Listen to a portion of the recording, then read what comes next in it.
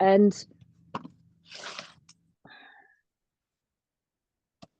the reason, hold on, let me recall the two things I wanted to thread together. Oh, I'm there. Okay. So the reason we do all of this yoga, concentrate on your drop into your feet, concentrate on your where is the breath going, become aware of your shoulder blades. Like part of the reason we do all that stuff is so that you can learn that you get to move your awareness to wherever you want. You get to make it, you can make your awareness really broad and kind of sort of tentacly and vague. You can make it really like honed in and sharp.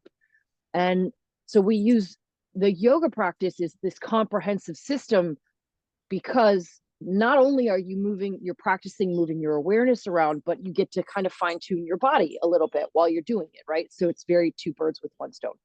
And so we start with the big, gross stuff. Become aware, like, where is the pain? Where's the tightness? And then it becomes sort of more subtle. Where is the, like, where can I lift? Is there somewhere I can lift and support that I didn't know of? And then it becomes even more subtle. Okay, where is the sadness, the emptiness, the anger, the heat? And what does it feel like? What does it remind you of?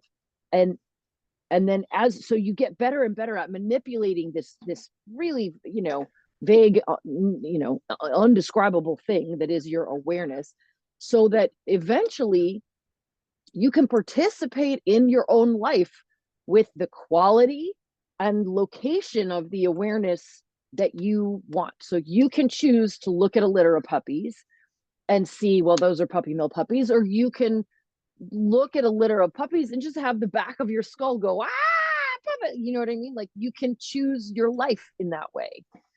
So that's why we do all of this, like ground down into this or expand into that. It's because it's like you start with like a blunt tool and then you work it into a finer tool.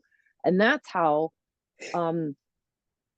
you kind of create your own perspective. So this is where talent walking sort of threads in. So this thought I had this morning was,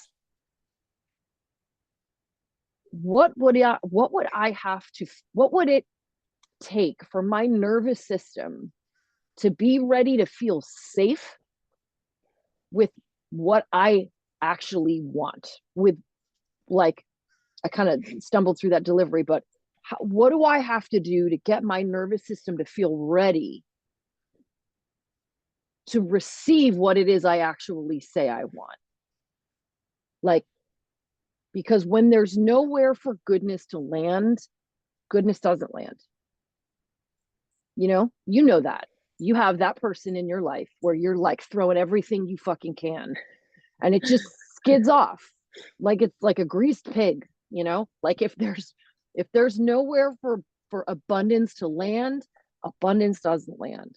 If the ground is fertile for woe is me, for victimhood, God bless, there is victimhood around every corner. Like, so if I were to just say, let's start yoga class and create a space wherein whatever it is you really, really want has somewhere to land.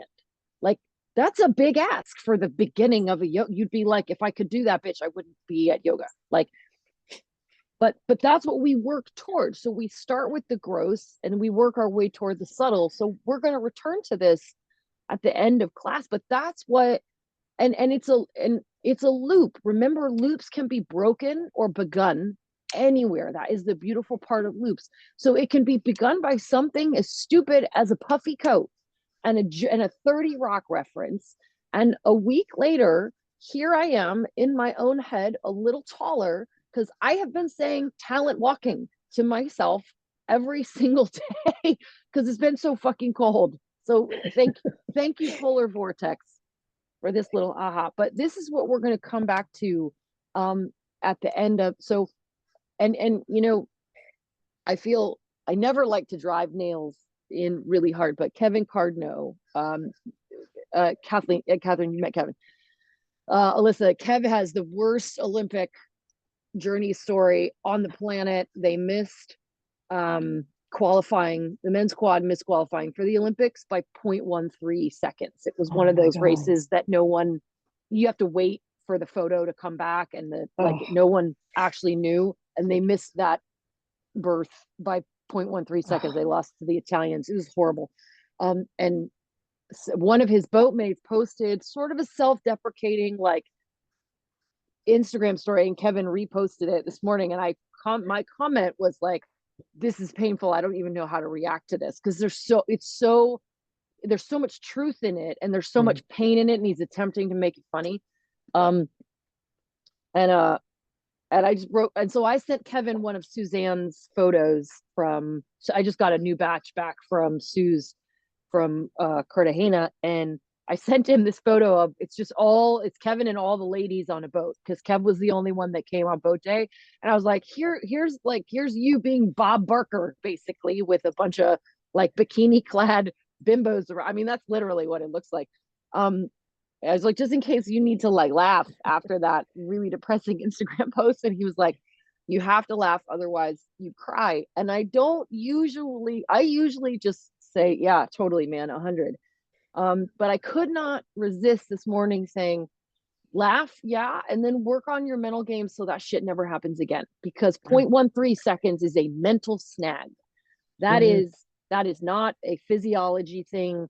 That is someone flaked out for one stroke, just got a little distracted, got a little stuck behind, couldn't quite yeah. And so the ultimate goal of yoga is you can put your mind wherever you want for however long it needs to be there in the face of any opposition anytime you want to. Like, that's ultimately the goal, is like, I can create ground for talent walking to land, and I can hold that even in the face of the people who make me feel most insecure, right? Because that's when you're going to need it. It's easy to do it in your living room when you're like, singing into a hairbrush.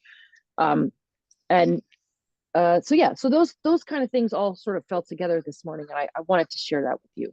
So what we're going to start on our backs.